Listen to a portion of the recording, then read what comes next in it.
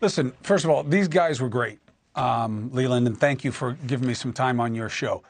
This isn't just about the explosive idea that we have proof of life beyond Earth. That would be extraordinary. As somebody who is open to that possibility, I think it reveals a strange arrogance to not be open to it. Of course, you want real proof of it. But these hearings are just as much about something else, if not more. We have a crisis of trust in the country, right? That's not a surprise to you or anybody else watching right now. You have to explain what you've done with your mandate. If you have information that you believe is too important to tell the American people, explain why, and you should absolutely have to tell more to the leaders in Congress, no matter how you feel. This is a really important step that we're taking tomorrow in terms of getting back to they work for us. They tell us things. We're not at their beck and call. They're not doing us a favor. They have to know things that they haven't told, and they have to explain. That's my point. Yeah, no, I hear you. At the same time, I think the fellows earlier made a good point. None of these people have direct knowledge. It's always, I knew about a program from another guy. I heard on and on and on.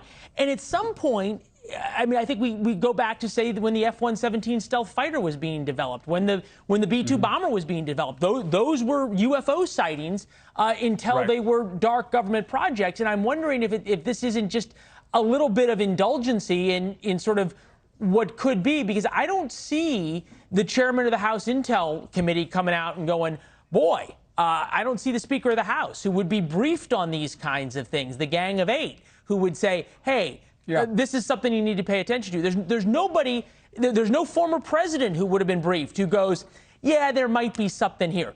Even Donald Trump, who certainly has been unable to keep almost anything secret, didn't come out and say, hey, this is something worth watching.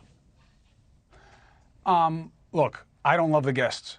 No disrespect to them, by the way, or their service to the country. And I'm certainly open to being surprised. My point is, they are a demonstration of a dilemma, any way you look at it. NASA saying, yeah, we're not going to be there. The Pentagon saying, yeah, we're not going to send the top of any programs here or anything, and we're probably telling people to stay quiet. I find that to be unacceptable.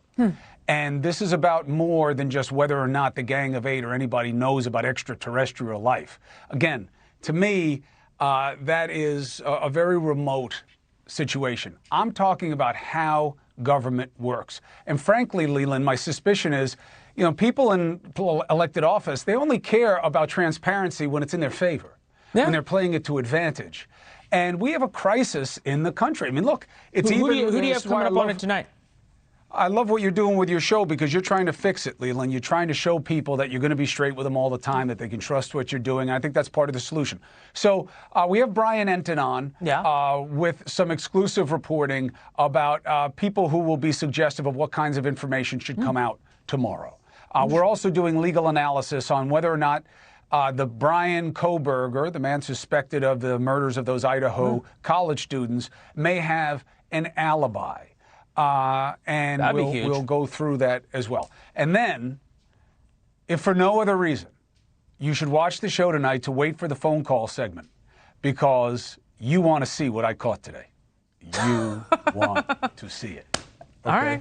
All right. We'll be watching, especially for that segment and what you caught today. We'll stay tuned. Thanks for watching. Go to newsnationnow.com to find NewsNation on your television provider. And don't forget to subscribe. Click the red button to get more of NewsNation's fact-driven, unbiased coverage.